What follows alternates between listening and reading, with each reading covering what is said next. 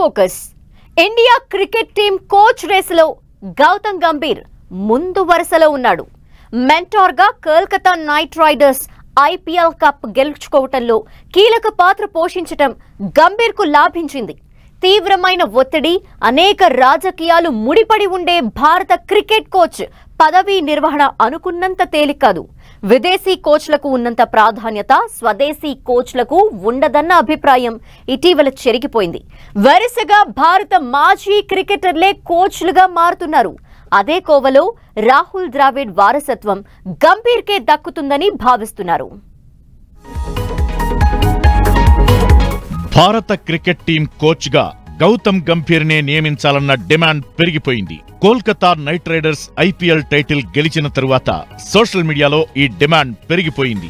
ఇప్పటిదాకా రేస్లో VVS Laxman, Ashish Nehra, Ricky Ponting, Justin Langer, Stephen Fleming, Kumar Sangakkara వంటి పేర్లు రేసులో వినిపించాయి. అయితే రాహుల్ ద్రవిడ్ వారసత్వాన్ని మరో ఇండియన్ కే అప్పగించాలన్నది బీసీసీఐ ఉద్దేశంగా కనిపిస్తోంది.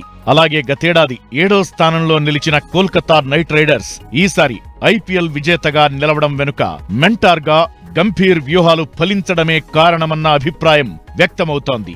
బీసీసీఐ కూడా ఇదే అభిప్రాయంతో ఉన్నట్టు ప్రచారం సాగుతోంది. నెక్స్ట్ ఇండియన్ కోచ్ రేస్ లో గౌతమ్ గంభీర్ ఫ్రంట్ రన్నర్ గా ఉన్నాడనడంలో ఎలాంటి సందేహం లేదు. తాజాగా అతను కేకేఆర్ టీమ్ కి ఐపీఎల్ టైటిల్ గెలిపించి పెట్టాడు as mentor.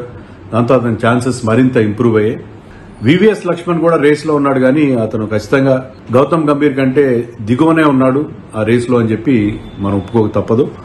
Gautam Gambhir అతనుకున్న tactical యాక్యుమన్ గానీ, తర్వాత టీమ్ ని మోటివేట్ చేసిన పద్ధతి కేకేఆర్ ని, తర్వాత అతను as captain of Indian team కూడా అతనికి 100% విన్నింగ్ రికార్డు ఉంది. టీ20 వరల్డ్ కప్ తో టీమిండియా ప్రధాన కోచ్ పదవి నుంచి రాహుల్ ద్రవిడ్ తప్పుకోనున్నాడు. గతేడాది జరిగిన వన్డే వరల్డ్ కప్ తోనే రాహుల్ ద్రవిడ్ పదవీ కాలం ముగిసిపోయినప్పటికీ బీసీసీఐ అభ్యర్థన మేరకు రాహుల్ ద్రవిడ్ ఇప్పటిదాకా కొనసాగాడు. కుటుంబంతో ఎక్కువ సమయం గడపాలన్న ఉద్దేశంతో మళ్లీ పదవిలో కొనసాగడానికి ద్రవిడ్ సుముఖంగా లేడు. దీంతో కొత్త కోచ్ కోసం బీసీసీఐ వేట మొదలుపెట్టింది. రేస్లో గంభీర్ తో పాటు వినిపించిన పేర్లు VVS Laxman, Ricky Ponting, Justin Langer, Kumar Sangakkara. అయితే వివిఎస్ నేషనల్ క్రికెట్ అకాడమీ ఇన్ఛార్జిగా ఉన్నాడు. వన్డే క్రికెట్ వరల్డ్ కప్ అనంతరం రాహుల్ ద్రవిడ్ స్థానంలో కోచ్ బాధ్యతలు స్వీకరించడానికి లక్ష్మణ్ నిరాకరించాడు. దీంతో ఆయన ఇప్పుడు కోచ్ రేస్లో లేనట్టే.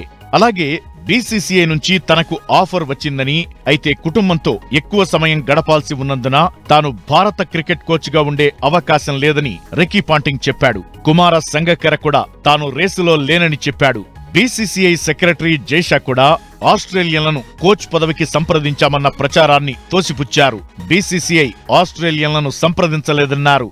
భారత క్రికెట్ వ్యవస్థ గురించి పూర్తిగా తెలిసిన వారినే కోచ్ పదవికి ఎంపిక చేస్తామని తెలిపారు. తనను ఎంపిక చేస్తానని హామీ ఇస్తేనే కోచ్ పదవికి అప్లై చేస్తానని గౌతమ్ గంభీర్ అన్నట్టు ప్రచారం జరిగింది. రాహుల్ ద్రవిడ్ భారత్ ఏ జట్టుకు కోచ్ గా పనిచేసి అద్భుత ఫలితాలు రాబట్టడంతో టీమిండియా కోచ్ పదవి అతన్ని వెతుక్కుంటూ వచ్చింది. కానీ గంభీర్ అలా కాదు. ఏ జూనియర్ జట్టుకు గంభీర్ కోచింగ్ ఇవ్వలేదు. అయినా ఆయన పేరు రేసులో ముందు వరుసలో ఉంది. గతంలో టీమిండియా ఓపెనర్ గా ఉన్న రికార్డులు, ఐపీఎల్ రికార్డులు, కోల్కతా నైట్ రైడర్స్ మునిగిపోతున్న నౌకలా ఉన్న సమయంలో ఆ జట్టు పగ్గాలు చేపట్టి 2 సార్లు ఛాంపియన్ గా నిలపడం, ఇప్పుడు మెంటార్ గాను అద్భుతాలు సృష్టించడం వంటివి గంభీర్ పేరు ప్రముఖంగా వినిపించేలా చేస్తున్నాయి. ఫారిన్ కోచెస్ విషయంలో వాళ్ళకి ఇబ్బంది ఏంటంటే వాళ్ళ కుటుంబాన్ని వదిలేసి కనీసం ఏడాదిలో 10 నెలల పాటు ఇండియన్ టీంతో ఉండాలి. సో దాంతో అంటే చాలా మంది ఏర్పాటుకు ఇష్టపడిన పరిస్థితి మనకు కనిపిస్తుంది. గౌతమ్ గంభీర్ కోచ్ గా వస్తే ఇండియన్ టీంకి అది చాలా మేలు అవుతుంది. ఎందుకంటే అతని కమిట్మెంట్ అందరికీ తెలుసు, చాలా స్ట్రిక్ట్ గా ఉంటాడు. At the same time players నుంచి మాక్సిమం పొటెన్షియల్ రాబట్టుకోవడం అతనికి తెలుసు. మైదానంలో గౌతమ్ గంభీర్ ఆట తీరు గురించి పక్కన పెడితే వ్యక్తిత్వం పరంగా గమనిస్తే సౌమ్యంగా కనిపించే వివాదాస్పద వ్యక్తిగా గంభీర్ను భావించాలి. దీనికి కారణం అతని ముక్కుసూటి వైఖరి.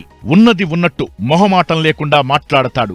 ఎవరేమనుకుంటారన్నది పట్టించుకోకుండా తాను చెప్పాలనుకున్నది చెప్పేస్తాడు. అలాగే క్రికెట్ అనేది సమిష్టిగా ఆడే ఆట అని, ఏ ఒక్కరికో విజయం క్రెడిట్ ఇవ్వడం తగదన్నది గంభీర్ అభిప్రాయం.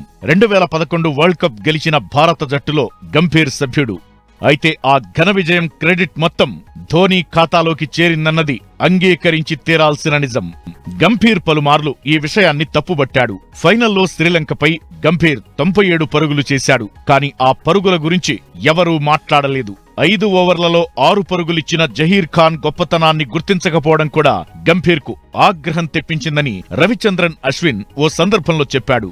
జట్టు అంతటినీ గుర్తించాలని, విజయంలో అందరికీ సమాన ప్రాధాన్యత ఇవ్వాలని గౌతమ్ గంభీర్ చేసే వాదనను సమర్థించేవారు దేశమంతా ఉన్నారు. భారత్ క్రికెట్లో కోచ్కు చాలా ప్రాధాన్యత ఉంటుంది. వన్డే, టీ20, టెస్ట్ జట్టుల్లో ఉండే క్రికెటర్లకు కోచింగ్ ఇవ్వటంతో పాటు జట్టు సెలెక్షన్లోనూ కోచ్ పాత్ర ఉంటుంది. క్రికెట్ కూడా ఒక మతంలా ఉండే భారత్లో కోచ్కు కూడా క్రికెటర్లతో పాటు గుర్తింపు దక్కుతుంది. అదే స్థాయిలో జట్టు ఓడిపోయినప్పుడు విమర్శలు వ్యక్తమవుతాయి. ఓ రకంగా భారత్లో క్రికెట్ కోచ్ పదవి అంటే కత్తి మీద సాము లాంటిదే. మరి ముక్కుసూటి మనస్తత్వం ఉన్న గంభీర్ లాంటి ఆటగాడు కోచ్ పదవిలో ఇమిడిపోగలడా అన్నది తేలాల్సి ఉంది.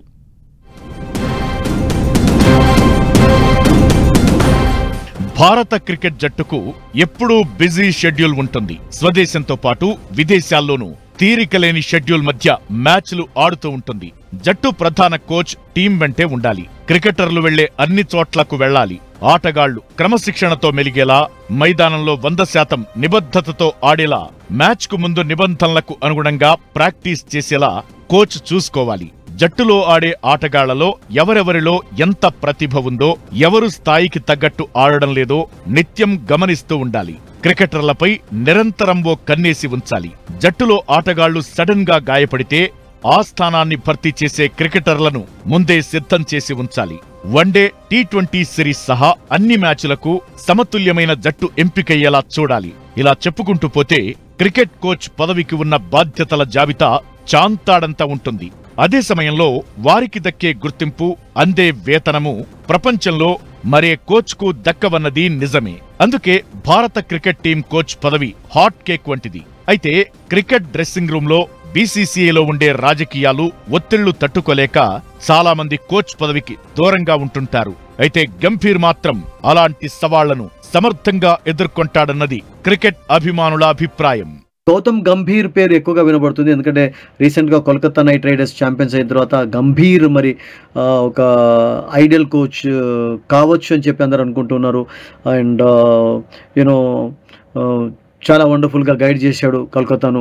And Kolkata we all know that they put up fantastic performance actually. And చివరికి సన్ రైజర్స్ నుంచి ఛాంపియన్స్ అయ్యారు. అండ్ కొన్ని ఫారిన్ నేమ్స్ ఉన్నాయి. పాంటింగ్ అన్నారు, బట్ పాంటింగ్ ఇంట్రెస్ట్ చూపేలాగా కనబడుతున్నాడు. బట్ ఒకవేళ for example Rohit Sharma or లేకుంటే మహేందర్ సింగ్ ధోని తరఫున ఎవరైనా వస్తారా? We have to wait and see. కొన్నేళ్ల క్రితం వరకు భారత జట్టుకు విదేశీ కోచ్లే ఎక్కువగా ఉండేవారు. ఒకప్పుడు జాన్ రైట్, గ్యారీ క్రిస్టన్ వంటి వారు భారత జట్టు విజయాల్లో కీలక పాత్ర పోషించారు. గ్రెగ్ చాపెల్ వంటి వారు వివాదాలతో పదవి పోగొట్టుకున్నారు. భారత్ 2011లో వరల్డ్ కప్ గెలిచినప్పుడు గ్యారీ క్రిస్టన్ కోచ్గా వ్యవహరించారు. తరువాతి కాలంలోనూ మన విజయాల్లో విదేశీ కోచ్లు కీలక పాత్ర పోషించారు. కానీ తరువాత పరిస్థితి మారింది. స్వదేశంలో మాజీ మేలిమి క్రికెటర్లకు అవకాశం ఇవ్వకుండా విదేశీయులకు పెద్దపీట వేస్తోందన్న విమర్శలను పరిగణలోకి తీసుకున్న బీసీసీఐ స్వదేశీ కోచ్లపై దృష్టి పెట్టింది. అనిల్ కుంబ్లే, రవిశాస్త్రి, సంజయ్ బంగర్, రాహుల్ ద్రవిడ్ వంటి వారు వరుసగా కోచ్లుగా ఉంటున్నారు. విరాట్ కోహ్లీ మద్దతుతో రవిశాస్త్రి 2017 నుంచి 2021 వరకు కోచ్గా కొనసాగాడు. తరువాత ద్రవిడ్ ఆశించకపోయినా అప్పటి బీసీసీఐ అధ్యక్షుడు సౌరవ్ గంగూలీ ఒప్పించి అతన్ని కోచ్ చేశాడు.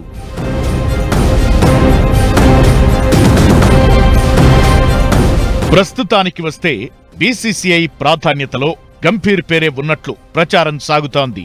కోల్కతా నైట్ రైడర్స్ విజయంతో పాటు బీసీసీఐ పెద్దలతో ఉన్న సాన్నిహిత్యం గంభీర్కు కలిసి వచ్చే అంశాలుగా భావిస్తున్నారు. ముక్కుసూటి మనస్తత్వం ఉండే గంభీర్ మొహమాటాలకు పోకుండా జట్టులో అత్యుత్తమ ప్రతిభను వెలికితీస్తాడని బీసీసీఐ నమ్ముతున్నట్టు తెలుస్తోంది. కోచ్ ఏడాదిలో 10 నెలలు జట్టుతో పాటు ప్రయాణం చేయాల్సి ఉంటుంది. 2027 వరల్డ్ కప్ కు ఇప్పట్నుంచే టీమిండియాను సన్నద్ధం చేయాల్సి ఉంటుంది. దీని ముందుట ఆయన 12 years బ్యాక్ ఆయన కెప్టెన్సీలో కేకేఆర్ గెలిచింది. ఒక ఫ్యాంటాస్టిక్ మెంటర్ అండ్ కోచ్ కూడా మనం చెప్పొచ్చు. ఆయన ఒక ఛాన్స్ ఉన్నది, ఆయన రేస్ ఉన్నాడు as a coach for Indian team. So definitely Rohit Sharma captain definitely ఆయనకి రెస్పెక్ట్ ఇచ్చి ఆయన సీనియర్ ప్లేయరు, డెఫినెట్లీ ఆయన సపోర్ట్ చేస్తారని మనం అనుకుంటున్నాం. డెఫినెట్లీ బీసీసీఐ ఒక గైడ్ లైన్స్ ఇస్తుంది. సో డెఫినెట్లీ ఒక మంచి ఛాన్స్ ఉన్నది. బట్ గౌతమ్ గంభీర్, రాహుల్ ద్రావిడ్ కూడా ఉన్నాడు. వాళ్ళు యూఎస్లో వాళ్ళు యాజ్ అ టీమ్ వాళ్ళు వెళ్ళారు. సో డెఫినెట్లీ ఆయనకి రీప్లేస్మెంట్ గౌతమ్ గంభీరే ఉన్నాడు. ఎందుకంటే కేకేఆర్ టీమ్ ఒక ఫ్యాంటాస్టిక్ విక్టరీ తోటి 8 వికెట్. ఇప్పటికే ఐపీఎల్ మెంటార్గా గంభీర్ తన ముద్రను వేశాడు. విజయాల క్రెడిట్ జట్టు అంతటికీ ఇవ్వాలన్న తన వైఖరిని కోల్కతా మెంటార్గా ప్రదర్శించారు. Sunil Narine, Phil Salt, Andrei Russell గురించి అందరూ మాట్లాడుతుంటే వెంకటేష్ అయ్యర్, వైభవ్ అరోరా, హర్షిత్ రాణా వంటి వారి గురించి గంభీర్ చెబుతుంటాడు. టీమిండియా కోచ్గా గంభీర్ ఉంటే ఇప్పటిదాకా గుర్తింపుకు నోచుకోని క్రికెటర్లకు దేవుడిలా మారతాడని, మరుగున పడ్డ మాణిక్యాలెందరో వెలుగులోకి వస్తారని, సరికొత్త టీమిండియా కనిపిస్తుందని అభిప్రాయాలు వ్యక్తమవుతున్నాయి.